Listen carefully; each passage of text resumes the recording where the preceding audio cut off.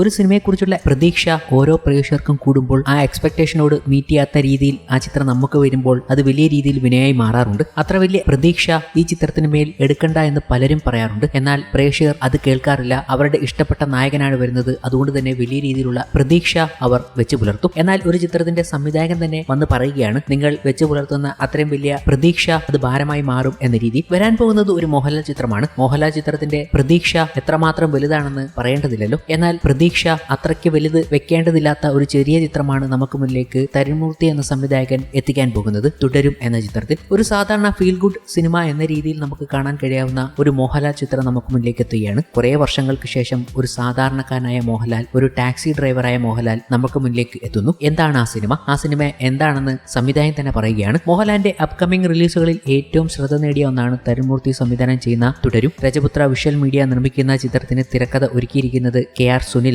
15 വർഷത്തിന് ശേഷം മോഹൻലാൽ ശോഭന കോംബോ എത്തുന്ന ചിത്രമാണ് ഇത്. അതും ചിത്രത്തിന് വലിയ രീതിയിലുള്ള ഹൈപ്പ് നൽകുന്നുണ്ട്. കാരണം ആ കോമ്പിനേഷൻ കാണാനുള്ള ഒരു കൗതുകം പ്രേക്ഷകരിൽ ഓൾറെഡി ജനിച്ചു കഴിഞ്ഞു. ഇപ്പോഴത്തെ ചിത്രത്തിൽ നിന്നും എന്ത് പ്രതീക്ഷിക്കാമെന്ന് എന്ത് പ്രതീക്ഷിക്കരുതെന്നും പറയുകയാണ് സംവിധായകൻ. രജപുത്ര വിഷ്വൽ മീഡിയ തന്നെ പുറത്തുവിട്ടിരിക്കുന്ന വീഡിയോയിലൂടെയാണ് സംവിധായകൻ പ്രതികരിച്ചിരിക്കുന്നത്. മോഹൻലാൽ എന്ന നടനെ വെച്ച് ഞാൻ ചെയ്യുന്ന എന്റെ സിനിമ, അല്ലെങ്കിൽ ഞങ്ങളുടെ സിനിമ, എനിക്ക് ഏറ്റവും ഇഷ്ടപ്പെടുന്ന രീതിയിൽ ലാലേട്ടനെ അവതരിപ്പിക്കാൻ പറ്റി എന്നുള്ളതാണ് ഏറ്റവും വലിയ സന്തോഷം. എന്റെ ഒരു വീടിന് അപ്പുറത്തോ അയൽപ്പക്കത്തോ കണ്ടിട്ടുള്ള ഒരു ടാക്സി ഡ്രൈവർ, അയാളുടെ കുടുംബം, അയാളുടെ ചുറ്റുമുള്ള കഥാപാത്രങ്ങൾ, കൂട്ടുകാർ, അയാളുടെ രസകരമായ മുഹൂർത്തങ്ങൾ, അയാളുടെ ജീവിതം, അങ്ങനെയാണ് അതിനെ ട്രീറ്റ് ചെയ്തിരിക്കുന്നത്. അദ്ദേഹത്തെ ഇഷ്ടപ്പെടുന്ന ഒരുപാട് ചെറുപ്പക്കാർ ഉണ്ട്. അവർക്കൊക്കെ ഇഷ്ടപ്പെടുന്ന കാര്യങ്ങളുണ്ടോ എന്ന് ചോദിച്ചാൽ ഉണ്ട്. പക്ഷേ ടൈറ്റിൽ ഡിസൈനിലേതുപോലെ അത് എങ്ങനെയാണ് ഞങ്ങൾ തുന്നിക്കെട്ടിയിരിക്കുന്നത് എന്നറിയാൻ നിങ്ങൾ റിലീസ് വരെ കാത്തിരിക്കണം. കുറെ നിമിഷങ്ങളുണ്ട്, സന്ദർഭങ്ങളുണ്ട്. ആ സന്ദർഭങ്ങളിലേക്ക് ഇന്നത്തെ ലാലേട്ടൻ കടന്നുപോയി കഴിഞ്ഞാൽ അത് എങ്ങനെയുണ്ടാകും എന്നതാണ് നമ്മൾ പറയുന്നത്. തലമുറകളുടെ നായകനായിട്ടുള്ള ഒരു മോഹൻലാലിനെ കാണാൻ, അല്ലെങ്കിൽ മോഹൻലാലിനൊപ്പം ശോഭന ചേരുമ്പോൾ കിട്ടുന്ന ഒരു കെമിസ്ട്രി കാണാനാണ് ഞങ്ങൾ